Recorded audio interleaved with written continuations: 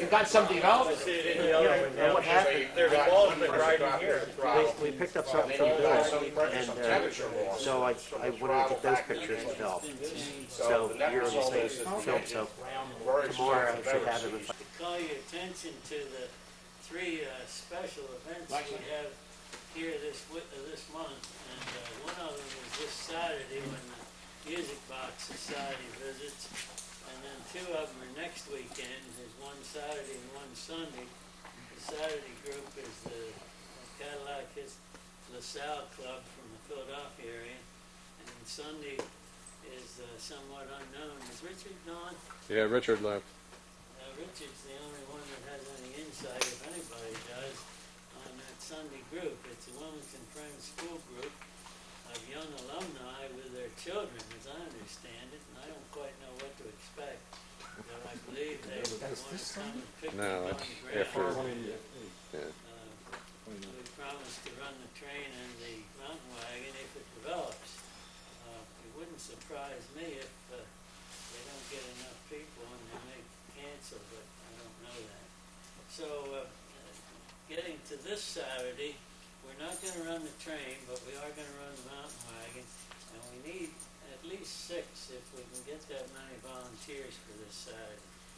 Dan Muir and Michael Downs said they could both come this week, and I should be able to. Roseanne can, and I can go for the morning. well, this is the afternoon. They come at 2:30.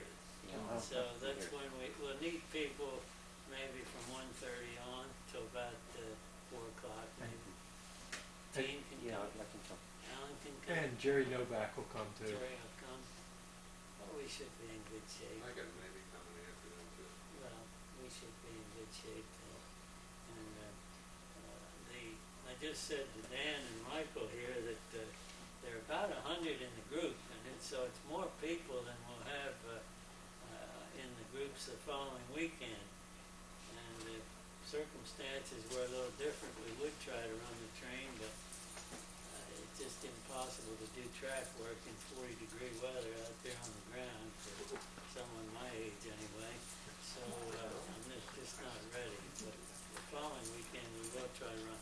So this weekend it's the mountain wagon, either 1 or 2 people. The second one can help load, and that's a big help. And in the museum, it would be nice if we had as many as 3 or 4 volunteers in here. We could maybe take them through in groups of 10 or 15, and of course then they can spend as much time in here after that as they'd like. But I think that's a little nicer than just turning 100 people loose in the museum and letting them wander around. So we can kind of play it by ear, but they'll be coming in buses, so that part's easy.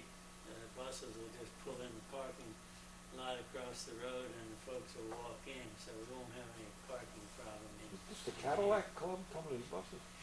No, Music no, Box. this is Oh, the Music Music Box Society this week. Well, all of you don't know Herb, I guess, but those of us who've been in the group for a while know Herb Kephart very well, because when we get stuck on mechanical projects here, he always bails us out from his wonderful shop over near Elam, if you know where that is, on Tongue Pike. And so Herb just is working on a 10-horse engine out of the Model EX for us, but that's very appropriate since his talk tonight is going to be on engines. I appreciate you doing this, Herb. Thanks very much. Okay, Herb, can I pass these out first? Sure. The management team has come up with a little survey we'd like you to look over and fill out. Put a number next to each item as to whether you like it or you're not really that interested in it, 1 to 5, and put your name at the bottom, and at the end of the night I'll collect it. And we'll get a little better handle on driving lessons and other things going on in the future. Okay? Last year when I gave the class, same class, I told everyone that I had a Xerox of what I was going to go over. and I also said that I wasn't going to give out the Xeroxes until the end of the night, and you had to stay awake to get one. One guy fell asleep twice. But he's He's not here tonight. he's not here tonight. Tonight, I'm going to do it a little bit differently. I'm going to give you the Xerox ahead of time. Then if you fall asleep, we'll just lock the door and leave you in here. So, if you'll take one of these and pass the pack one, I think there's more than enough there for everybody. I'll give it a minute so that you can follow with me when.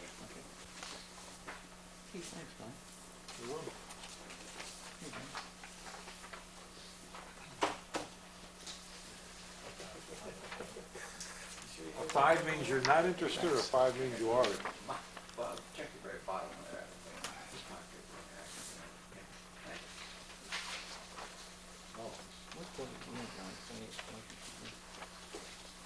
Have you have a pen, pencil? Yeah, I I got one. tried to make some corrections that were mistakes in this from last year, and reading it over again today, I see a couple other things that I missed, but I'll try and handle those as we get to them. Stanley's didn't always make their own engines. When they first started out, before they sold the company, they bought engines from the Mason Regulator Company.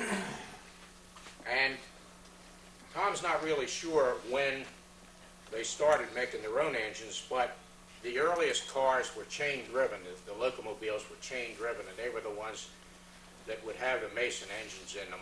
They're very similar to this construction. But by the time that they sold the company, and as probably you heard in one of the other classes, then they bought the whole works back, but they had to design around their original patents, so they changed. One of the things they changed was to change from chain drive to the rear axle to a gear drive, with the engine bolted right to the rear axle instead of sitting upright behind the seat.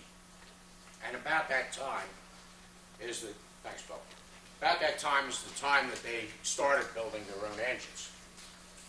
And they came many different sizes.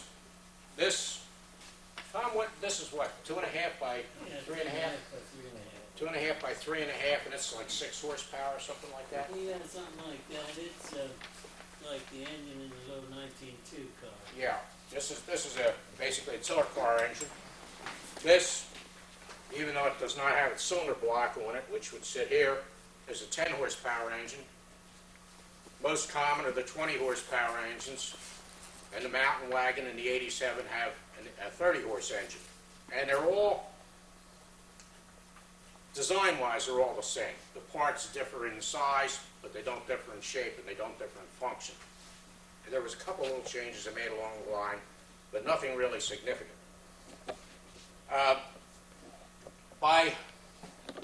This is a early 10 horse engine. It's 3 by 4, 3-inch bore and 4-inch stroke. But by 1909, they kind of standardized on the engines, and they were, at that time, 3 1/4, 4 1/4 was a 10 horse, 4 by 5 was a 20 horse, and 4 1/2 by 6 1/2 was a 30 horse. All condensing cars are 20 horse, or were 20 horse. There may be a few condensing cars where somebody's put a 30 horse engine in. Yes, sir. Herb, for the people that aren't into steam, you better explain what those numbers, how, in order what they are, 2.5 by 3.5. Okay, the first number is the diameter of the cylinder bore, or the diameter of the piston that runs in the cylinder bore. This diameter here, that's the bore. In this case, 3 inches. The stroke is how far that piston moves up and down in the cylinder, a total of 4 inches in this case. Now, a 30 horse engine, that would be 4 1/2 by 6 1/2, be 4 1/2 diameter piston, 4 piston bore, and 6 1/2 stroke.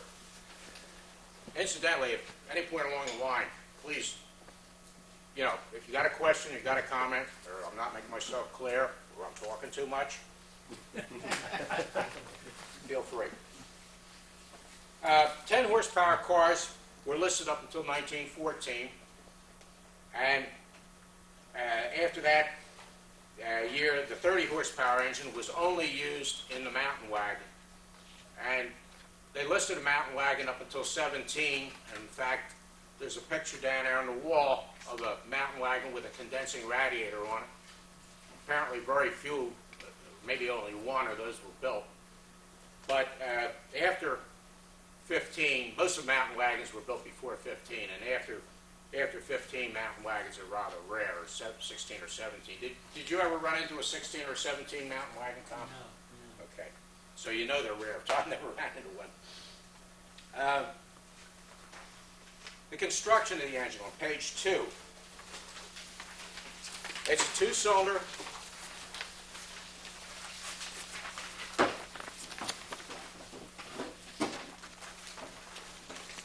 Two-cylinder. It's what they call a double-acting engine. The steam works on either side of the piston. It pushes and pulls the piston, not like a gasoline engine where the explosive force only pushes the piston down and the flywheel brings it back. It has what we call slide valves. This is the area in here that's the steam goes in when the engine is running. Could And- you just shine the light on there so we can see all that? Oh, okay. You're bound to It's real turn. dark. You're like being in the dark. Okay. No, you're right. Turn it to ground. Don't blind yourself. Thank you. Okay. That piece right there is the valve. There's another one for this cylinder on this side. Okay? There are slots or ports cut in the cylinder casting that the steam goes in and out of the cylinder through. And I'll get into that a little bit more detail later. But what I wanted to basically say is that you got two cylinders, both pistons push and pull, and the cranks are at 90 degrees to one another, so that when one piston is all the way up at the top or all the way down at the bottom, the other piston is in the middle of its travel. Now the reason for that is that makes the engine self-starting. You put steam to it, and one of the four sides of the piston, 1, 2, 3, 4, is going to be in a position where putting steam to the engine is going to cause the engine to revolve. Which way it revolves is controlled by the valve gear. We'll get to that.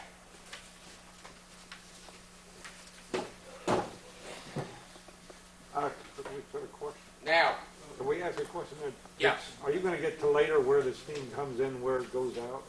yeah, The steam is, it's coming in all the time, right? now, only when there's pressure in the boiler and only when the throttle's open. Well, yeah. No, it's any time that the car is moving, there's steam coming in, yes. I guess the question is, how do you prevent the steam from short-circuiting, I'll call it, out the exhaust and not going through the... Because the valve, this piece here, covers the slots that are in the cylinder that allow the steam to get in and out. And I'll try and, We'll get to that. let me get to that point, and then if Okay. it's not clear, I'll try and make it a All little right. bit clearer, but get a little ahead of the game here. Because the crankshaft of the engine, and I'll use this engine here in this case because it's a little bit bigger. The crankshaft of the engine has a gear on it. The rear of the car has a similar gear that meshes against it. So because of that, because you have two gears running together, the engine rotates backwards from what the wheels do. If the car's going forward and the wheels are going this way, the engine's actually going backwards because of this gear. And the gears, depending on the horsepower of the engine, the weight of the body of the car, these gears came different numbers of teeth. So you had different ratios between the engine and the axle. A little 10-horse engine like this one with a heavy car might have 1.9 to 1 was the highest ratio that I could find in the Stanley literature. That means that the engine would go almost 2 turns for every turn of the axle. Now Tom's Model K, which has a 30-horse engine and is a very light car and a very high-speed car, it's actually overgeared. The axle actually turns 1 turn for less than 1 turn of the engine. It's, what's the numbers, Tom? It's 6654. So you've got a ratio there where the engine actually turns slower than the rear wheels, which is rather unusual in the Stanley world, but, you know, it did happen. 54 on the engine then, and No, the other one. Yeah, the other way around. Well, that's geared down. Geared higher than 1-to-1. It's geared higher than 1-to-1. It's geared like 9.5-to-1 or something like that. The design of this engine was anything but cutting edge when Stanley started using it, and it certainly wasn't cutting edge when the Stanley Company or the American Steam Automobile Company went out of business. It was decidedly antique at that point. But even when they started building cars, there was nothing about this engine that was leading technology in the steam world. It was pretty much a standard piece of equipment. There were a lot of steam engines around when the Stanley started building cars. Most of them were either railroad locomotive, which would be a very similar, not design, but similar function, two-cylinder slide valve, reversing with Stephenson valve gear. There were a lot of mill engines around it that ran factories or manufacturing plants, but usually those things were single cylinder. They ran at a fixed speed. They weren't started and stopped except at the end of a shift.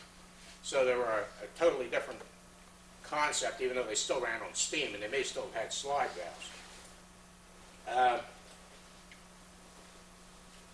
The Stephenson valve gear wasn't even, and you need the valve gear in a Stanley, not only to move the valves to control when the steam goes in and out of the cylinder, but you also want to be able to reverse the car. Now, a mill engine or a factory engine would only run in one direction in most cases.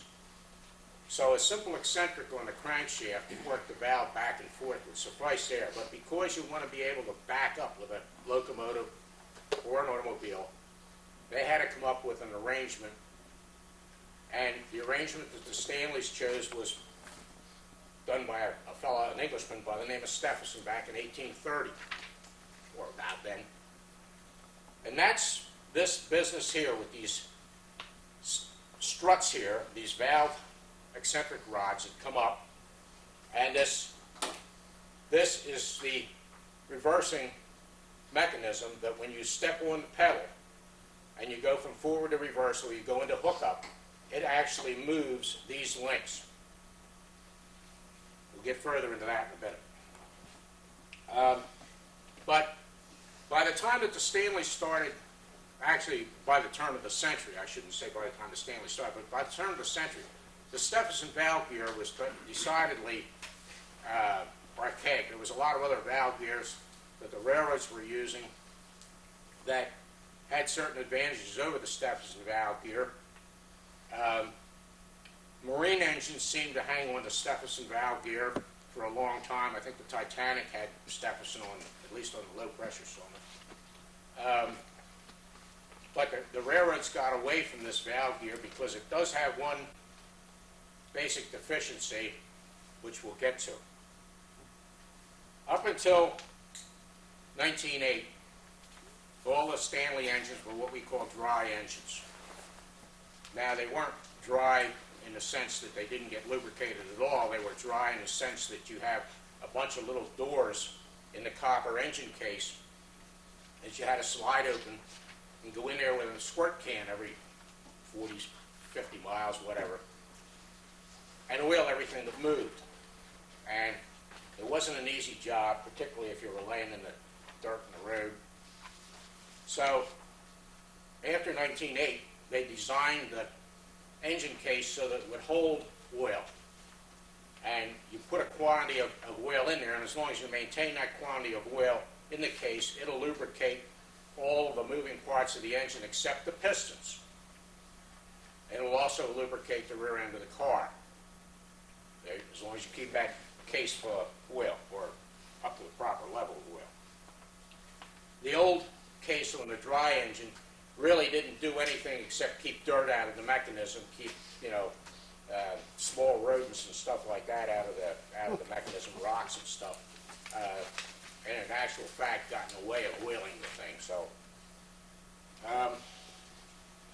and nowadays we use in the engines that have a quantity of oil in the engine case, we use cylinder oil, the same cylinder oil that we put in the lube oil tank that the engine-driven pump pumps to the engine, pumps to the cylinder. Now, page 3 says shortcomings of the engine. The biggest shortcoming to the Stanley engine is the fact that it's not very rigid. They're all based on these 4 rods. The rods get bigger with a bigger engine, obviously get smaller with a smaller engine, but they're not tied together really well. And if you could watch the engine while the car is pulling hard, you'd probably see the whole engine doing this, going down the road. And because of that, there's a lot of fits and clearances when you're putting a Stanley engine together that you have to leave on the loose side, because if you make them to what I call gas engine practices, if you're used to messing around with gasoline engines and you say, well, this only ought to have 1,000 clearance, it's not going to work. It's going to bind up with a Stanley because everything's loose and whippy and moves around. Second shortcoming, which I touched on, is the Stephenson valve gear. Now, what's wrong with a Stephenson gear? It's simple. It's reasonably easy to understand. It doesn't get out of adjustment. But one of the things that's wrong with it is not only does this lever reverse the car, but it also, if you've had a ride in a Stanley or have even driven one, you've heard of hooking up. Now, does everybody know what hooking up means? Okay. When an engine is in full gear, what we call full gear, which is all the way forward, or in this case it's all the way reverse, or all the way forward, the steam is admitted to the cylinder for most of the piston travel. And they do that because that gives you the most power. Once you get rolling, you don't need so much power. You can cut back, and in the case of a Stanley, you cut back by, you see this little dog here, you move the pedal back just a little bit, and that falls into a notch. And now you're in what's called hookup in the Stanley world. On a locomotive, it's notching back the Johnson bar. And that does 2 things. One thing that it does that's very helpful is that it cuts the amount of time that the steam is admitted to the cylinder. The steam still starts to come in at the beginning of the stroke, but it is shut off. In full gear, the steam might push the piston for 80% of the stroke. When you hook up, the steam only pushes the piston for maybe 40% or 50% of the stroke. And the remaining distance that the piston travels, there's still a push on that piston because the steam is still expanding. But you save a lot of steam this way. So you don't need as big a boiler, you don't have to burn as much fuel. The bad part of the Stephenson gear is that when you do this, when you hook up, when you shorten the amount of time or distance that the steam is admitted to the cylinder, you also change the point where the steam starts going into the cylinder. If that happens before the piston gets to top center, let's just pretend there's a cylinder around this piston, and it's coming up, the steam on the bottom side of the piston is pushing it up, okay? It gets to the top, and the steam is let out of the bottom and starts to come in the top and pushes the piston down.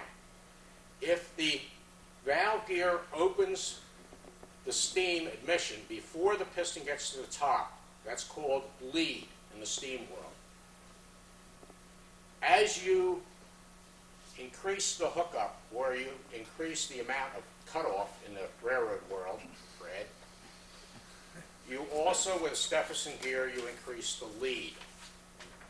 What happens is, if you cut this back too far, if there was another notch here where you could cut this back to maybe 20%, the steam would start to come in so early that the engine gets rough.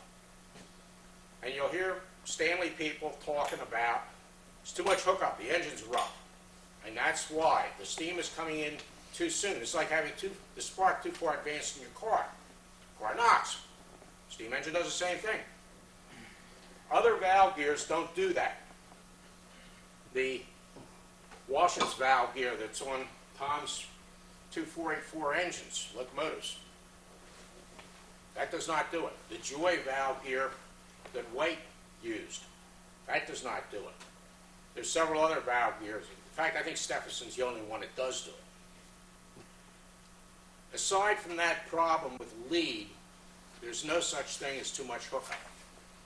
There's a restored locomotive in England, full-size mainline locomotive. It pulls a 100-ton train with 3 to 7% cutoff. In other words, it only puts steam to the cylinder for less than 10% of the piston travel.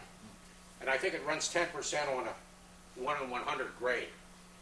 Now that has one of the last valve gears that was probably designed, and I think it was designed right before the Second World War. It's an Italian design. It's called Kephart valve gear. Very sophisticated valve gear.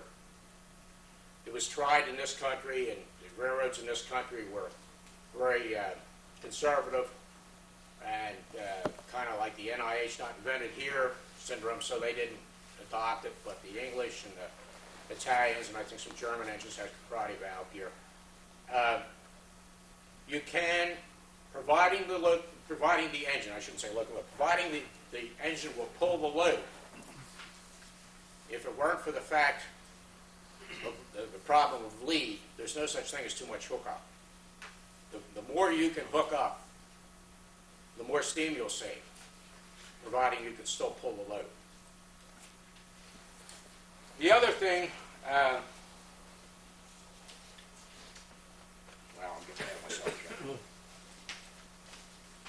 Okay, page 4, modifications to the engine. Over the years, people have found ways to get around some of the problems or fix some of the things that happen to Stanley engines that seem to work out well. They're not original. They're not the way the Stanleys did it, but they seem to be accepted and adopted and worth doing in many instances. One is that these rods, now this is the back cover to the cylinder, okay? And that has a packing gland here. There should be some packing material in there that gets put in, that follower goes in there, and this nut pulls up against it and squeezes the packing, and the packing is tight against that rod so as the steam can't leak out around the rod. Well, when the rod is new and smooth, the packing works fine. But the Stanley rods are made out of ordinary steel. And eventually, when the car sits for a while, they'll rust. Or, if the wrong kind of packing is put in, the rods can get scored. They can get grooves cut in them, actually gnawed in them. Then you have a problem with packing. A lot of people have taken Stanley rods, there's an outfit out on the West Coast, they'll grind the rods down, chrome plate them like all the hydraulic cylinders on a bulldozer or a backhoe, regrind them to size, and that makes a very good, practically lifetime fix. It's almost impossible to wear through the chrome. The chrome's very smooth and hard. We were going to do that on this engine. Tom was going to have that done, send them out. Well, we couldn't find piston rods in all of Tom's collection that would pass Magnaflux. We found one rod out of 6, I guess, that didn't have a crack in it somewhere. So I ended up making new ones. I made the rods out of stainless, which isn't quite as hard as the chrome, but certainly solves the rusting problem. And of course, is smooth. The valve rods, the rods that work, watch now, use your flashlight. Don't worry now. The valves that work, the rods that work the valves, these two little rods here, that work the slide valve, they also suffer from rusting and getting rough and pitted. But they're a relatively easy thing to make. Tom's engines, I've made those out of stainless. I don't know, 3 or 4 of the engines here now that I put stainless rods in, and maybe there's others that Tom's dad put stainless rods in. The crosshead guards.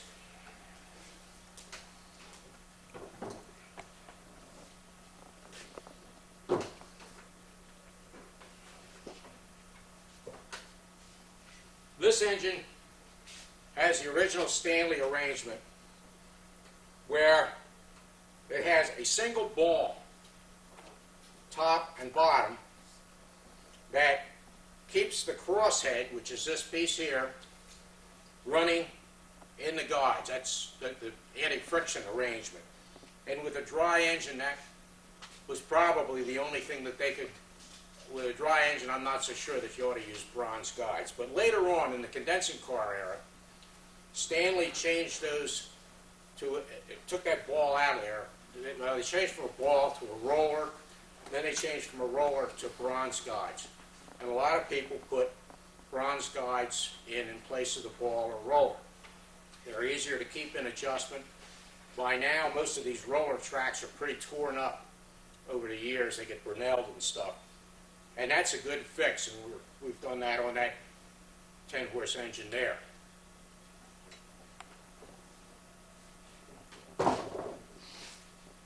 And last but not least, bearings. You've got, the Stanley engine was all pretty much anti-friction. There was hardly any sliding surfaces aside from the pistons. They have a bunch of separate balls in here. They have a bunch of separate balls in here for the main bearings. Later, bigger engines have rollers and rollers, but they're still separate. And over the years, because either they're misadjusted or just from wear or dirt getting in them or lack of lubrication or what have you, you can get new balls, you can get new rollers, but if the tracks that they run on are beat up or chewed up, you're kind of out of luck. So what happens in that case is there's a number of modifications that you can make to put modern ball bearings or roller bearings, depending on the engine, both at the end of the crank pin and on the main bearing. And in fact, this engine had this done before I took it apart. You can't see them, but it's got modern ball bearings in the main bearings, and you can see modern double row ball bearing here for the rod bearing. It requires heating these pieces up because they're case hardened and drawing some of the temper out of them, and in the case of the connecting rod, doing the same thing, and boring the original casting out, or casting or forging out, to take the modern bearing. And you don't get 100%, the original hole doesn't all clean up, but you get enough there that you can make a satisfactory repair. And by and large, it's a good arrangement because, well, I'll getting ahead of myself, but the Stanley bearing arrangement is deficient in that the races are made in 2 halves, particularly the main bearings. 2 halves like this. The Stanley, they put shims between them originally. Now, modern bearing practice says you should not have any kind of a break in a bearing race. Stanley intentionally put 2 of them in there. It's amazing that they lasted as long as they did, but it's not something that, you know, now the engineering world knows that this is not a good thing to do.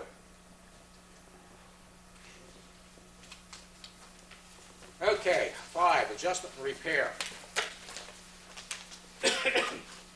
Now, I'm not going to go to a whole lot of detail here. I've written down, if you save the paper and you get into an engine, you might want to refer to this for clearances and stuff, but if you have an occasion to make new pistons up for an engine, I put down here what the piston clearance should be. If you go to repack an engine, which is something that sooner or later all of you will end up doing, the packing if you talk to the people that make packing nowadays, I understand if you show them a Stanley packing gland, they'll tell you it's all wrong. They'll tell you there's way too much packing in the Stanley packing gland. And they'll tell you that the extra packing in that gland only contributes to friction. I'm not so sure, since most Stanleys have less than wonderful, unless they've been chrome plated, less than wonderful rods, maybe the extra packing isn't a blessing in disguise, because it's just that much more that the steam has to leak past. But if you do go to repack a gland, sometimes you'll take the old packing out of the gland, and you'll find out that somebody's taken and they wound the packing in there like a corkscrew, right? Don't do that. Put it in single rounds. You cut it just to the right length so that it meets when you wrap it around the rod, and then you stagger the joints. Put one round in with a joint on the left side or the front. Next round goes in with it on the right side or the back so that the joints don't line up. But put single rounds in.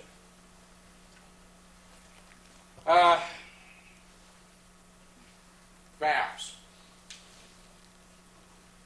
This is a 30 horse slide valve. Exactly the same in design as these little valves in this 6-horse engine. Same concept. And I asked Tom to give me a 30-horse one because it's easier for everybody to see.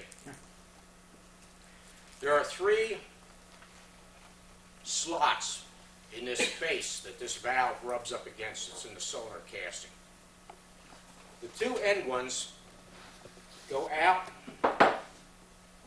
There's a slot about here, and it goes to this end of the cylinder. There's a slot about here, and it goes to the other end of the cylinder. There's a slot dead center, and it goes to the exhaust. Now, when the engine's running, this whole cavity is full of steam. Comes in through this pipe here, in the case of this engine. Later engines have a pipe in a different location. This valve slides back and forth and can cover all 3 slots if it's in the right position. Now, the center slot is lined up with this cavity on the side of the valve that you can't see. Okay? So what happens is you have steam on this side of the valve. If the valve slides far enough this way to open this first slot on this end, the steam goes to that end of the piston. But about the same time that that happens, the other side of the valve, the inside side that you can't see, has lined up the other slot with the center slot. And that's how the exhaust gets out. It comes from the other end. Now the piston's traveling toward that end of the cylinder. You got to get rid of the spent steam that's in there, so it travels out the one slot, it goes to the end of the cylinder, and into the center slot, which is eventually goes to this, which is the exhaust. This piece is driven by these little rods that I was telling you about that I make out of stainless. But you can set the length of those rods, and you have to set the length of those rods. Now, those rods go into this slot in the valve, and the rod has a larger diameter either side of the valve. So as the rod moves back and forth, the valve has to move back and forth with it. But because it is a slot and not a hole, this valve can move a little bit away from the seat that it runs against. And that's so that it not only follows the seat. As the seat wears, it can move in with it, and the steam pressure keeps it pushed up tight against it. But also, if you get a slug of water in the cylinder when the engine's still cold, this acts sort of as a safety valve. You can't compress water. And what happens is you've got the valve pushed up against the valve seat with maybe, to use a number, 200 pound worth of steam. but you got this slug of water in one end of the cylinder you're trying to compress, and you aren't going to compress it, so it'll actually blow the valve away. It acts like the safety valve, stops you from blowing the head out of the cylinder. One of Tom's condensing cars, at one point in time, somebody recognizing the fact that at that time modern steam locomotives didn't have slide valves any longer, somebody cast up some sets of piston valve cylinders, which is the arrangement that most locomotives went to. And that car, because a piston valve will not relieve the water that's trapped when the engine's not warmed up, that car has 4 little relief valves at each end of the cylinder. And sometimes, if you'll hear that car starting out, you'll hear it go like that. And then it'll shut up. And what that is that's water that got trapped by those, or water that got relieved by those little pressure relief valves. They're set just a little bit higher than the steam pressure, so that normally they're closed. But if it gets a slug of water and the pressure goes up to 800 or whatever they're set at, they can get rid of it. And it makes us really, the first time you stand on one side of the car and somebody goes to back up and the thing goes like, what's that, you know, and then it shuts up and you think, well, was I hearing something? No, you weren't hearing anything. It's, what is it, the 735 has that? Mm-hmm. Yeah. But these slide valves, the good side of them is the fact that they will relieve that hydraulic lock. The bad side is they got a lot of friction. To set these valves, there's a whole couple paragraphs here, which I'm not going to read to you, but basically you got to get this rod that drives this thing the right length. And I described 2 different methods in here of doing that. And Tom likes to check after the valves are set to see if, as you turn the engine over, you can see these pieces here are what those valve rods screw into. You can see those going up and down. And you may also notice that if I change, you see this one's up the top now. This one's part way up. If I change the reversing thing, see it changes where the valves are too, because now it's got to put the steam to the other side of the cylinder relative to what it was going to do when it was in forward. Tom likes to check by looking through this hole. You can just see when the valve starts to open. And he likes to make sure that that happens at 90 degrees all the way around in one revolution. It should happen every 90 degrees. One side of one valve should open. It is a little difficult to tell when you're at the 90-degree point, though, I have to say, because the only thing you got to work with is this gear. And so you can count the teeth in the gear, and you can make some marks on the gear, and you got to come up with some kind of a little pointer so that you know that you're, always referencing the same point. But it's worth checking to make sure that they do occur as close as you can get it to 90 degrees apart. The other thing about valves is,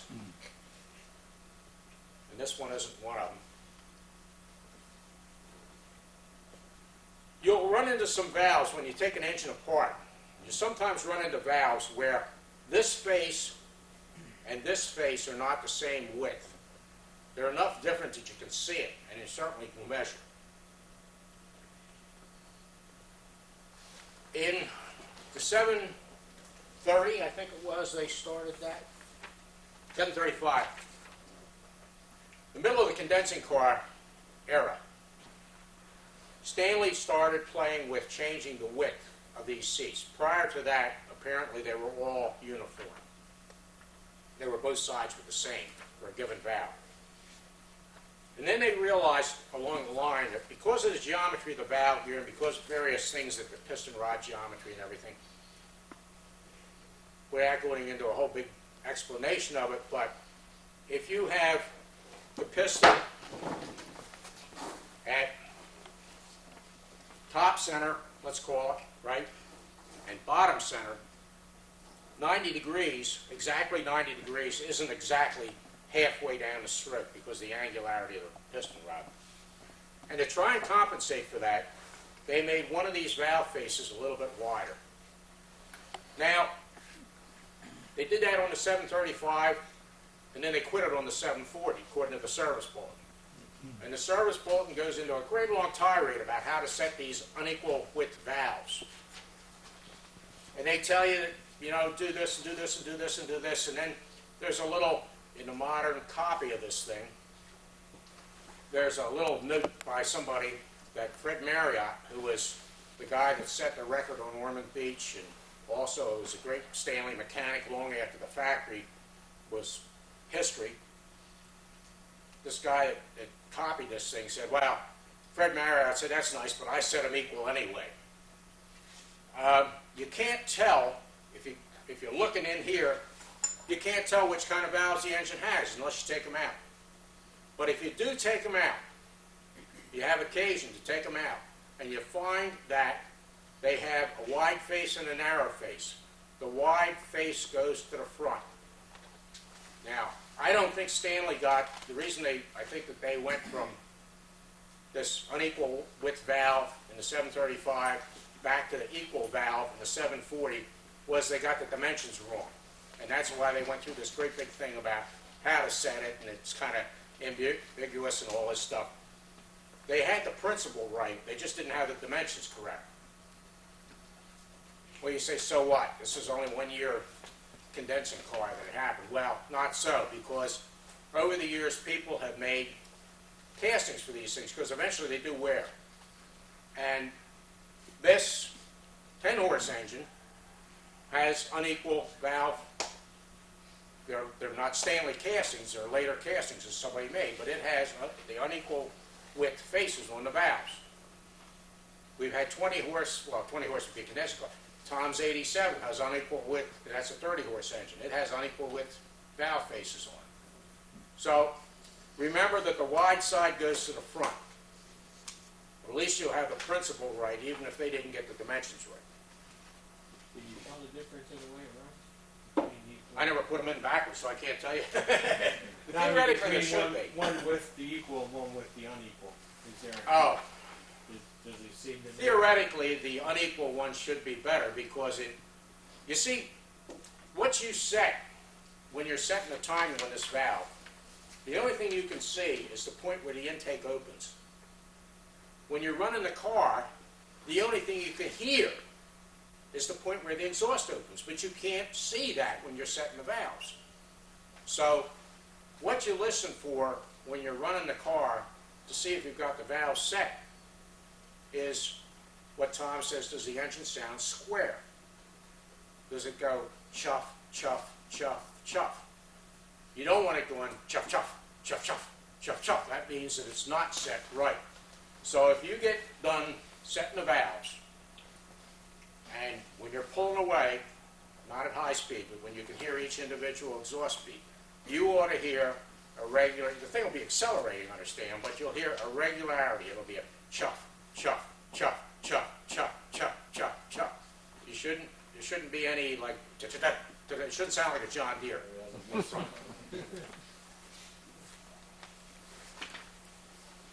One of the problems is that the ports aren't always cut exactly straight. So when you try to set the valve on opening, as Herb says, the only way you can set it, because that's the only thing you can see, if that port is not the edge of the port's not a perfectly straight line. Yeah, where are you going to pull a point where it opens? You know, kind of have to it's one of these guess at numbers. it It's and like, average one side with the other. pick the middle. And sometimes it comes out that the cutoff or the exhaust doesn't sound 100%. Also, one other thing I ought to say, if you're setting the valves, you ought to set them in forward, in hookup. And the reason for that is that that's the position that you spend most of the driving time. You may find, because of wear, because of geometry of the engine, because of a lot of things, that if you have them set correctly, going forward and hookup, in reverse they might sound a little bit funny, but don't worry about it because you're not going to be backing up at 1% of the time. So you want them right for most of the time. If you've got to compromise, make them right in the position that they're going to be in most of the time.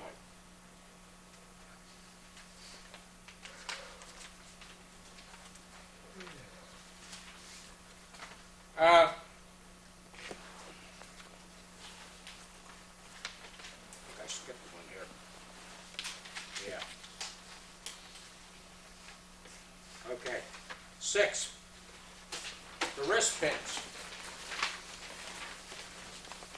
The wrist pins are the joint where the crosshead joins the connecting rod. Okay? Now, Stanley always used the same kind of construction. Worked out rather well. They have two male cones that fit into two female cones in the crosshead. The early connecting rods, like this one here, and this 10-horse engine, are all one piece. You see, it's a fork here, okay? And to take that apart, you have to bend the two legs of the fork apart. It's kind of barbaric, but that's the way you got to do it. The later engines, this outer piece of the fork comes unbolted. Now, you set this two-cone joint as a bolt going through it. And on these engines where you have to bend the rod, you set the clearance by tightening that bolt up.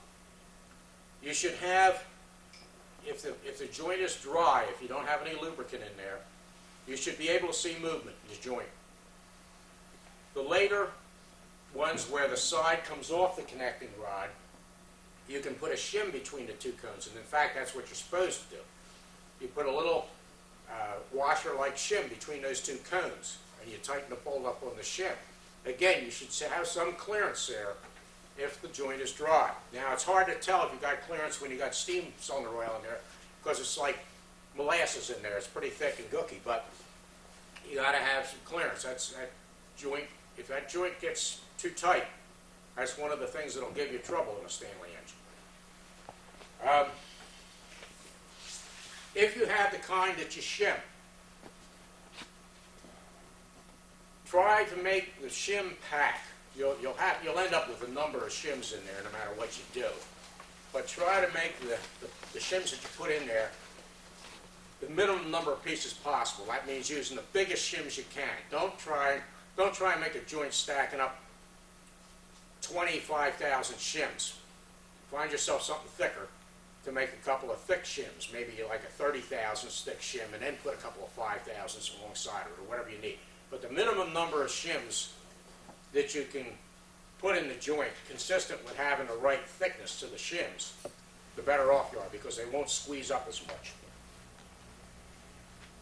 On the shim joint, 10 thousandths worth of shims, it works out because the angle of this thing is such that if you take 10 thousandths worth of shim out of that joint, it will decrease the amount of slop by 5 thousandths. So it's a good rule of thumb. If you have, if you feel you have a little bit too much play or not enough play, remember that whatever you estimate you want to make it tighter or looser by, you'll probably have to double that amount when it comes to measuring the actual thickness of the shims you're in.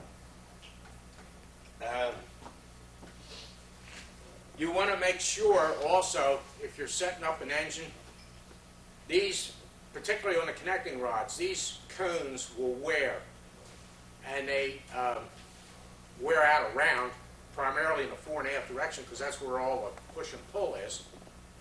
If you're setting one up on the bench, don't worry about it. If you have the connecting rod here, don't worry about it in this position here. You may not even be able to turn it that far. It may get too tight. As long as you've got clearance up and down at 45 degrees, as long as it's free at the 45 degree point.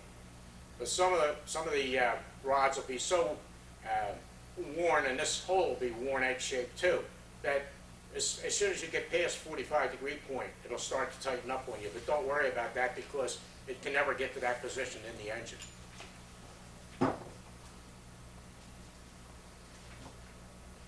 Crossheads.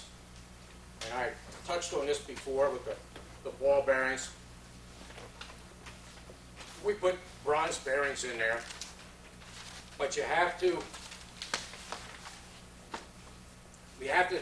again, leave some clearance between the crosshead and the bronze strip which goes in this guide here, which takes the place of the ball in this case. or the roller in the case of a later engine. And this joint right here, and this joint right here, is where you shim. There, there, there, and there. You got to shim top and bottom, you got to shim front and back. You got to get this business parallel to the movement of the piston, and you have to make sure you got adequate but not too much clearance at the front of the stroke and at the back of the stroke. It's a little bit tricky, takes a little bit of doing, and even when you think you got it right, it won't be. You'll end up running it, and the thing will run warm on one side or the other, invariably. And that means you're going to have to pull some shims out of one side or the other. But that is probably the trickiest thing in the whole, I don't want to say tricky, but it's the thing that'll fool you. You think you have it right, and you run the engine on the jack stand or take it out on the road, it'll run hot.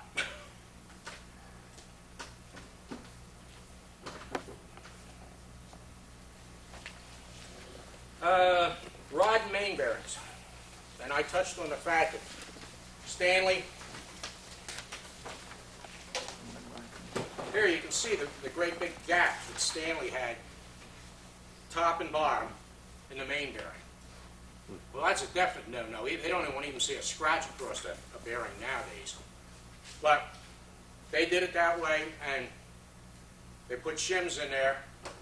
If you have to reset one of the bearings, the best thing that you can do to tell whether or not it's too tight is to see if you can move, take a thin screwdriver or an ice pick, and see if you can move the balls or roller up and down on either side. They ought to be able to move them easily, but they shouldn't fall from their own weight if they're dry. With lubricant on them, they won't fall from their own weight anyway, but if they're dry, you ought to be able to move them, but not so loose that they'll, when you push them up, that they'll crack back down again. You ought to push them up, they ought to stay there. And they're not packed in there tightly. There's however many rollers or balls are in there, it almost looks like there's room for one more, so there's always room to shuffle the rollers and balls around. Also, where these eccentric rods run on the crankshaft, you can see how they go up and down. They've got an eccentric disc that each one of them runs in. And each disc is in a different position, 90 degrees from another. They are all loaded with balls, separate balls. And they're shimmed again for clearance. Now, this is the least highly loaded bearing in the whole engine, and it's the last one that's going to give you any trouble. If for any reason you want to get into those, you almost have to take the crankshaft out to do it right. To put that thing back together and to fish all those balls in there, and to get to these screws and be able to tighten them up, there's always something in the way. So it almost behooves you to take the whole crank out of the engine. And that way you can take each one of these rods and make sure it spins all the way around. And there's no tight spot anywhere in there, because things are going to wear out around after 90 years. Nothing's going to be perfect anymore. There's little tiny shims that go between the halves. You have to make sure, particularly on these, that those shims don't go in and foul the ball track. It's just a little horseshoe-shaped shim, but if you make it too big on the outside, it's going to rub on the other eccentric, and if you make it too big on the inside or too small on the inside, it's going to trip the ball when the ball comes around. So it's tricky to make. You got to sit there with a pair of scissors and cut out these little shim stock shims, but you ought to set those, put all the balls in there dry, bring the two screws up and just snug the thing up so that you can feel some resistance when you turn it. And then take a feeler gauge and see how much gap you got between the two halves of the rod. And put maybe 1/1000 or 2/1000, probably 2/1000 would be better, more shim in there than what your gap is with a feeler gauge, and that'll give you clearance. Actually, the tracks that the balls run in on this particular engine are pretty beat up. But because they are lightly loaded, and because they've probably been, beat up for the last 10,000 miles that this engine's around, and there's not much you can do about that. That's one place where you can't put a modern bearing. These, in this particular engine, these aren't real choice, but they'll work all right. The hanger strap. The engine goes in the car, and the 4 rods plug into the rear axle. The front of the engine is supported by a flexible strap called a hanger strap. Hooks on there. In the case of the early cars, the steam also goes through where the hanger strap hooks on. Later cars just have a stud here, a big stud. Again, it's one of the Stanley tapered joints usually. The early cars don't, this one doesn't, but the later cars have a tapered joint that Stanley loved. And Tom, or Tom's dad, I don't know who first came across, but found out that if you put that together, it's very difficult to get the right amount of freedom, yet not too loose. But they found out if you put a big lock washer in there and take the lock washer and tighten the nut up so that the lock washer is about half squeezed, it gives you movement but not play. The lock washer acting like a spring. So you ought to have a good lock washer in there, not one that's squashed flat. There's, along the line, I've been talking about all these adjustments and everything. And there's a couple of points. One is that the standard Stanley joint, where you have 2 pieces hooked together, invariably what they did was the near side of the joint had a clearance hole. The far side of the joint had a threaded hole. So you ran the bolt through, and the bolt tightened the 2 pieces together. Then they put a lock nut on the outside of that to make sure that the bolt didn't come out. Then on the outside of that, they put a cotter pin. Now the really clever part is that the cotter pin doesn't do a doggone thing. All it does is keep you from losing the nut if the nut comes off, which I don't see that that's much of a problem. Once the nut's that loose, why, you got problems anyway. But they never seem to use the castellated nut that keeps, where the cotter pin keeps the nut from turning. They just put this cotter pin there, and it's always a space of at least 1 thread that the nut could come loose before it ever touches the cotter pin. So why did they cotter pin it? I don't know, but that's the way they did it. The other thing is that nowadays we have standard threads. We have, in the English-speaking world, or the English measuring world, we have national coarse, we have national fine, we have national extra fine. If you go across the pond to England, they've got CEI, they've got Whitworth, they've got half dozen other ones. Then we got the metric world where everything's standard, and there's no such thing as a standard metric thread. I mean, they come up every different damn variety you can think of. I mean, these people who talk about metric standardization don't know what they're talking about. Well, Stanley didn't use any of these. They came up with their own ideas, and a lot of people did back in the days when Stanley started. So you'll find that most threads on a Stanley engine, even though they're a diameter that you're accustomed to, in this case 5/8 of an inch, they're not a thread that you can go buy a nut for. This is 5/820. This is where the piston screw on this rod is 1/2-24. Now, 1/2-13, 1/2-20, you can go buy a nut any place. 1/2-24, the guy will look at you like you're talking Greek to him. So you don't want to throw away any nuts or bolts, unless it's, obvious that you can't use them. Because in many cases, you can't just put a modern bolt in there because it screws into some part of a, machine part that Stanley made that's got this so-called bastard thread in it. So you end up, if you have to get new bolts, you pretty much have to either make them or get somebody to make them for you on a lathe. You're not going to run down to a local hardware store, with very, very few exceptions. You're not going to be able to run down to the hardware store and get a nut or a bolt.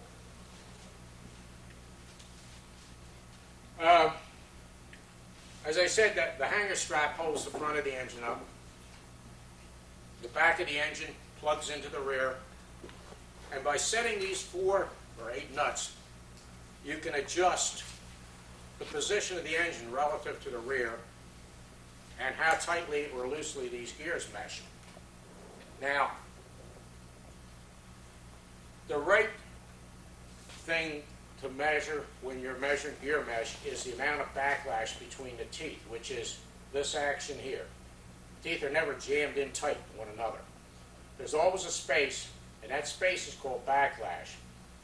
That space isn't real easy to measure, particularly in a Stanley. So what Tom and his dad, and maybe this was something that the Stanley factory came up with, I don't know, but it works rather well, is to measure the distance between the point of a tooth and the what's called the root of the gear that it meshes with. How tightly is this thing jammed in? Where's the space right here, right? And you do that by taking a piece of wire solder and you put it in the gear. And once you got the engine in the car and you think you have these things adjusted right, turn a rear wheel over, run the 2 gears together. They'll squash the lead solder down to a thickness. You can measure that thickness with a micrometer. And 43 thousandths is what Tom likes to shoot for on most of the gears. Do you make any allowance for the 10 horse being a smaller pitch? Or does 43 thousandths work I out? think 43 is ideally right, but I think in most cases you have to set them wider than that, Herb. And I don't know, we have wear to contend with Yeah. on these gears, and so if you had brand new gears, I just don't know where you end Yeah. up. And I would guess the larger the gears, the closer you could set them, but I don't know if that's true. Maybe it'd be the opposite. I think it would be the opposite, but Would be the opposite. yeah, I think it would be. But in any event, you'll see that I've got down here that all of this is kind of preparatory to a road test. And once you get out on the road, when you put the engine together, before you put the casel in the engine, you want to oil everything. Jack, if it's a condensing car, jack up the right rear wheel. If it's a non-condenser, jack up the whole rear end, and there's a reason for that. Let the engine run. Just let it loaf along like it's going about 20 miles an hour, and run it that way for a little bit, maybe a couple minutes. Then stop it and get under there and feel everything. Make sure you've got nothing that's running hot. Feel the crossheads, feel the wrist pins particularly. They're the 2 things that'll start to get hot quick. Once you get it to the point where you can run it on the stands with no load, and it doesn't get hot, then oil everything up and go out, still with the engine case off, go out on the road and take it for a little run. Go a mile or 2, stop, check for heat. And when you're out on the road, then you can hear what the thing sounds like. It'll be a little noisier with no casel in the engine and with no oil on the gear, or no, bath of oil on the gears, than it would be once you have the casel in there and full of oil. But if you got the gears set too tight, they'll howl if they're jammed too tight together. If you got them too loose, you may hear a rattle on the overrun when you close the throttle. They may, get a little chucking around. You might want to, in fact, you usually do have to play with these nuts. And sometimes just a half, we go by how many flats we've moved it. Well, let's try moving it a flat, get it a little flat closer. Sometimes just a half a flat will make a big difference, and that's only 4 thousandths in most cases. Mesh, because you've got gears that aren't new anymore, as Tom says. You've got 2 worn gears, and maybe they weren't even worn by running together. They may have been an engine from one, out of one car and the rear that you've had in the car all along. So you got to compromise. You got to play with it and get that as quiet as you can under all conditions, and you may not get it totally quiet. And that's covered at the bottom of page 8 under road test. After you've done all this stuff, then, take it out, try it, and when you're satisfied that everything runs cool, and cool in this sense is a relative term, when you're running on the stand and you first start it up, after running for 5 minutes, you shouldn't feel any heat anywhere aside from the piston rods. You're going to get some conductivity back, but the wrist pins and the slides and all that stuff ought to be room temperature at that point. Now, when you get out on the road and you run 5 miles, you'll start picking up heat into the engine frame. But now you're looking for something that's hotter than the rest of the mechanism. And once you get everything to the point where you're satisfied that it is running with a proper clearance and not too loose and not too tight and not too hot, then you can put the engine case on and put the appropriate amount of oil, cylinder oil, in the engine case. Now on page 9 we've got pump drives, which aren't necessarily part of the engine but very essential to the engine. And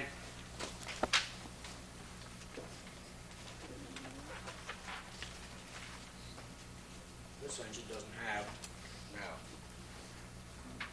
You will, on a non-condensing car engine, the right-hand wrist pin, which is this joint here, will be extended, and there will be another conical joint that drives a rod that eventually goes front, that drives the pumps that are under the passenger's feet. Condensing cars, they have a little different arrangement. They have a gear on the right-hand rear axle, which drives a bigger gear, which drives an eccentric, which runs the pump rod. It's not run directly by the engine, it's run by the rear. The reason they did this was to slow the pumps down. You'll hear it in a car that you're driving down the road. If you don't hear anything else, you'll hear the pumps usually, pump, pump, pump, pump, pump, pump, pump, like that. To try to, and I didn't get rid of it, but to try to cut down on that noise, in the condensing cars, they slowed the pumps down and they increased the stroke of the pump to get the same amount of water so that they didn't, lose anything. And that's why when you're running a car on a jack, you want to jack up the right rear wheel of a condensing car because that's the side that drives the pumps. You've got to have that side turn or you're not going to have any pumps. Now, with a non-condenser, you can just stick the jack under the center section of the axle, lift both wheels off the floor. It doesn't matter. Sometimes one wheel will turn, sometimes the other wheel will turn, sometimes both wheels will turn. It doesn't matter because the pumps are driven by the engine, and the engine's got to be turning to turn the wheels. The water and fuel pumps were covered by whoever did boilers and burners and things like that. The only other pump you're concerned with is the oil pump, and it's just a little bit different than the pumps you heard about before. The oil pump, well, first off, the very early oil pumps up until like 1908 were an arrangement, and the tiller cars are even more primitive than this, but we won't get into that. But up till 1908, the oil pump was an arrangement where it had a pawl that worked a ratchet. And every time the engine did a stroke, it ratcheted, the pawl come around and grabbed one tooth on the ratchet. And this would slowly rotate this gear. And the gear had a cam on it. And the cam pushed the piston away as this gear turned very slowly. And then at some point, the cam went back to home position. And that's when it pumped the oil. It gave it a shot of oil at that point. And the only thing that you can tell with those cars, they don't have a winker. The winker's a little round glass thing down on the footboard, down close to the footboard, that you should see the oil pulsing through when the engine's running. Well, the early cars don't have a winker, the ones with a ratchet pump. The only way you can tell if the ratchet pump is working is if you hear the snap when this thing drops off the cam. That doesn't mean it's pumping, that just means it's working. It still can have other things wrong, and there really isn't any way of telling whether it's pumping, aside from seeing whether you got wet oil on your exhaust pipe. The later cars, non-condensing cars, had a piston-type oil pump that had two pistons. It has an engine-driven, it's a little tiny piston because you're only pumping a little minute quantity of oil compared to water and fuel. Little tiny piston. And the front of the pump has a spring-loaded piston, which you can move to adjust the pump. And all it does, the spring-loaded piston just takes up space. The powered piston comes back and it uncovers a port where the oil can come into the pump. And wherever the front spring-loaded piston is determines how much oil runs into the pump. If it's close, there's a little bit of oil. If it's far away, there's a lot of oil.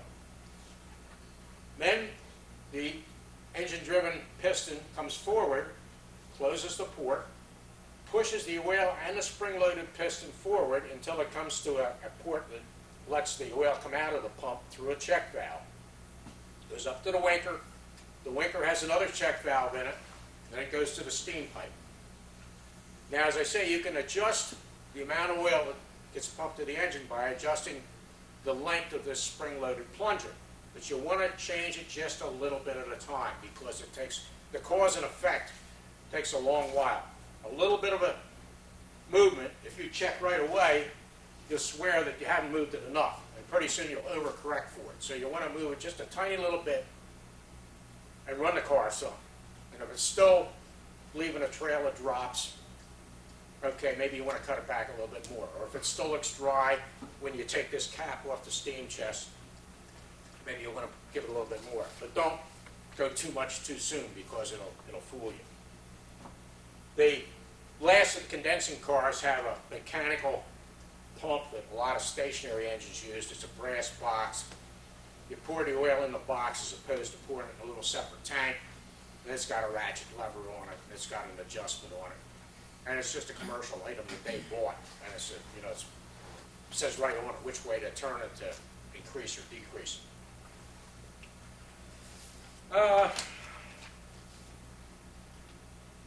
Well, I said about setting the rear axle gears up. One thing that you want to be aware of with a Stanley rear axle is that if you think you have a knock someplace in the engine or drivetrain, the very first place to look is the rear wheels. The rear wheels fit on the axle shafts. There's a taper on the inboard end of the axle shaft that centralizes the wheel. The outboard end of the axle shaft is square, and that's what actually drives the wheel. And those squares and the holes in the wheels get worn. And a lot of times, you'll hear a clunk, and the clunk is actually the square beating around in the hole, which is too big. And there's a couple things you can do about that, a couple temporary fixes. One is you can shim around the square, and if you do that, use as thick a shim as you can get. Don't put a bunch of little thin tin can shims in there if you can get something thicker in there. Try to get the shim to go all the way out to the corners of the square, because that's where all the drive is. There's also a product made by Loctite called Quick Metal, which is a paste that sets in the absence of air. And you can use that on the square. We did that with your auto car, didn't we, Billy? No, we talked about doing it, but we didn't do it. We didn't do that with it? No. Again, it's not 100% cure, nor is the shimmy. But it'll alleviate some of the problem until you get around to fixing it the right way. And the right way to fix it is make up new axles. And make them to fit the holes in the wheel. And the last thing is the rear axle itself. Now, the rear axle itself is a little bit beyond the hobbyist disassemble and really do anything to aside from maybe changing bearings. It takes a pretty healthy press to press the gears on and off the axles. Early in the steam team program, Tom had the mountain wagon on one of the tours of New England. He broke an axle. He brought the car back here. And I made up 2 new axles, and Bill Rule and I put them in. And it took the 50-ton press and the 40-ton porta-power cylinder to disassemble and reassemble the axle. So it's a little bit beyond hobbyist things, but you can change the bearings. There are ways of putting better sealed bearings in the outboard wheel bearings because you don't have all that much brakes on the Stanley to start with. You don't want to have them covered with oil and grease. And the other thing that is very important is that if you do break an axle and Stanleys do break axles on occasion. If you do break an axle, and you either make or get somebody to make an axle, make sure they make it out of good stuff. And be sure, most important, they'll always break where there's a sharp corner. And you should have a radius in any change of dimension. In any place where the axle goes from one diameter to another, you should have a nice, smooth as possible, polished if possible, radius between those transitions, because that's where it'll break, right there where that corner is. Questions? Awake? Yes, sir. You have those 4 nuts, you have to adjust all 4 of them? You talk about Yes, moving them out? thank you. That's a good point that I missed. When you set the distance that the engine is, the mesh of the engine to the axle, you want to move all 4 nuts the same. And also, if you ever have an engine apart, one of the things you want to do is you want to square the frame up, because over the years, the people tend to indiscriminately turn the nuts when they're adjusting something. I'll give it a little bit on this side. I can't get to the other side. To heck with it. This point here, where the cylinder block sits, is fixed on all of the engine rods. It may be threaded on there, but it's silver soldered, so you can't turn it. But everything else, all of these are all threaded on there and can be adjusted. And one of the things that you have to adjust when you're putting an engine together is the piston wants to have the same, it doesn't come up and touch either cylinder head. And you want to have almost an equal amount of space at each end of the travel. You want to, if anything, favor the front end of the cylinder, because the piston and the rod are going to get hot and they're going to expand a little bit. So if you have to have a little more clearance one spot, it should be in the front. You can change that adjustment by moving the nuts that hold the main bearing housings forward or aft, but move them all the same amount and try and keep them. When you're initially setting the engine up, I set it up and I measure that distance, and I get all 4 of them the same. Then if I move them all the same number of flats or turns or what have you, to keep that parallel with the cylinder. Then the same thing happens when you're doing the rear. Always move the nuts the same amount, so that you don't want to cock the engine to the axle. When you're putting the engine in the, fixing it to the axle, you'll also have 2 rods that come up from the rear wheels to the front on some cars. They're fastened in to 2 bosses that are cast into later cars and cylinders here. And you have to, they're adjustable also. And you want to make sure that you've got as easy, as closely as you can measure, which isn't very closely, but you don't want to change the length of those radically, because you'll pull the rear axle out of square with the engine if you do. So you want to, try and measure from some point on the engine to some point on the axle on both sides and get it the same by adjusting those rods. You want to keep that square too. But yeah, anytime you move any of these nuts, in the absence of not knowing whether they're started out square or not, at least move them all the same amount to maintain whatever alignment you had, good or bad. If you move one nut a half a turn, don't move another one a 3/4 of a turn. Move them all a half a turn.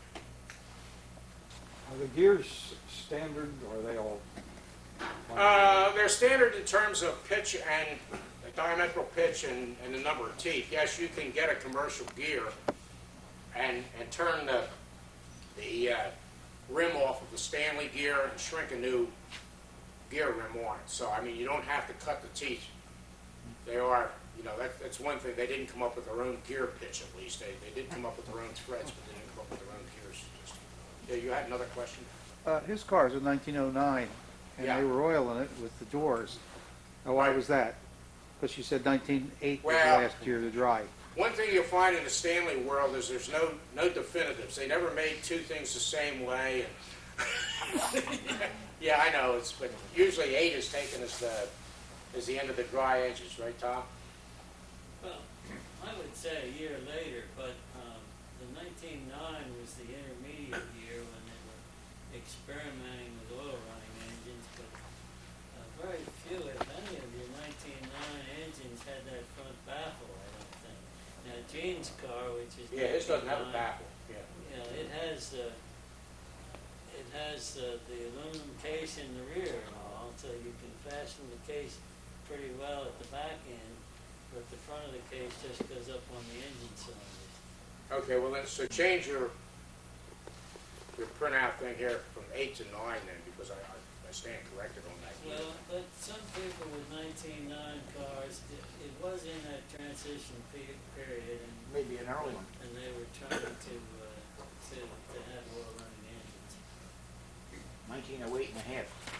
Yeah, yeah. One of the other reasons It we're. was a late model 08. Leftover. One of the other reasons is that car set so long that we weren't too sure that the little bit of running that we were doing got any oil anywhere. And maybe you can show on that engine how, like if you're looking through those doors, you can't see those hanger straps, and you need to shoot oil over those frame rods to get up Yeah, get there's, them in there. what Bill's talking about it, well, I don't know whether you can even see him without an engine case on. But this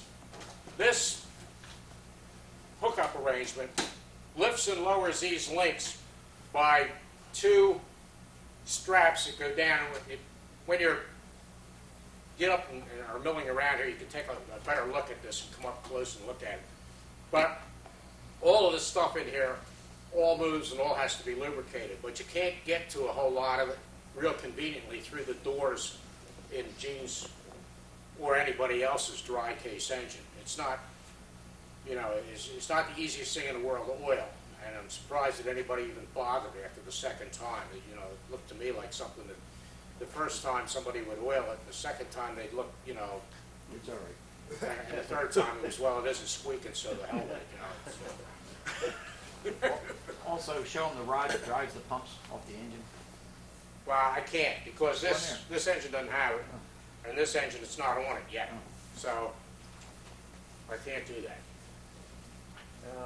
While Dave and the person who was working with him was trying to fix up one of the EX engines on that what we call crosshead guide, Right.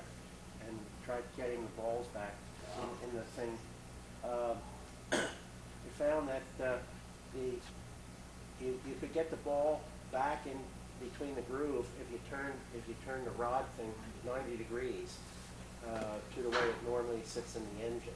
Right, but you Otherwise couldn't you get it in otherwise. No Yeah, way. so Well, that was like the little reason for that is that these, that work yeah, assembling. you're probably not going to, with Tom's collection, you're not going to end up putting a crosshead back together with balls, because the bronze slides work so much better and the ball tracks are so beat up by now. But originally, I'm convinced, and I don't think Tom is, but I'm convinced that originally the ball should have been preloaded in the crosshead guide. So that means that there shouldn't have been any play. And I think if you ran the balls in the crosshead guides with play, so that there was actually some appreciable movement up and down in the crosshead, the balls would, when they went down to one end, they'd keep on going. The inertia would carry them, and they'd hit the stop pins and break the stop pins off. So I think that even this, well, not this engine, it was one other. Oh, well, when the engine that Charlie restored, or the car that Charlie restored, that engine had ball guides on it. And when I took one of them apart, it was still preloaded, and the other one was loose. But that's probably why you were having trouble getting the things together. And yeah, you could turn it like that. But you're probably, like I said, in all likelihood, any engines that get fixed around here are going to get fixed with replacement bronze guides, and that is a good move, given the condition of the tracks anymore.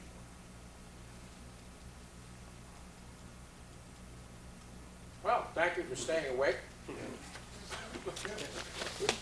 And could you bring the surveys up and put them on the desk before you leave, so we can look over them before the next lecture? Pardon me? What's the purpose? Decide which one you're the most interested in, put a 1 there. and up to 5, the least interested, and put your name. That stuff that you sent me, or gave me, there was a sheet in there, a dozen names that said main statutory agents. Thing you like the What are most. they, what's their function? If you're up there and you wanna. Oh, this is like some, okay, this is some fall in the door thing. You don't have to worry about contact. I mean, they got phone numbers, but there's no reason to contact them. I can just deal directly with them. We got our tag back, and they said, Yeah, we're poking that on Saturday morning, that's wonderful. Take your Morgan up, and do it for a spin. Hopefully there's no snow on the track. Got a guy up here who didn't get a survey. You got any extra? I think there's a couple more, Where? right there, next Okay.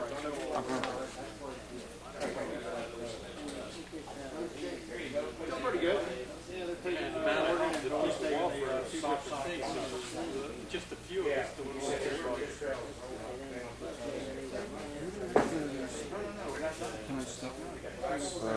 There were more of the programs up there.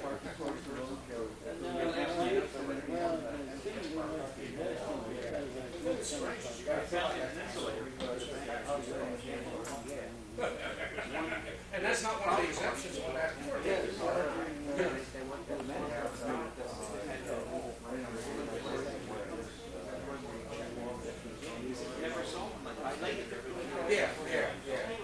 It says other.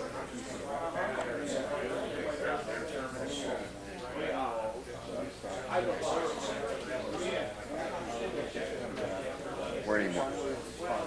No more? Oh, I'm sorry.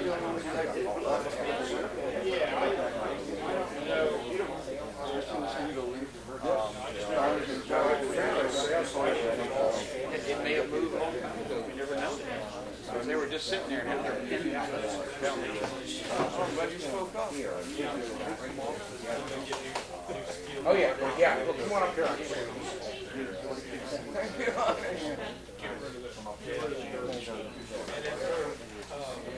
Yeah, the head's unscrewed.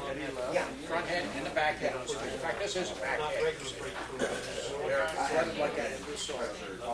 So you can unscrew the front and back head and you can see where the drive was.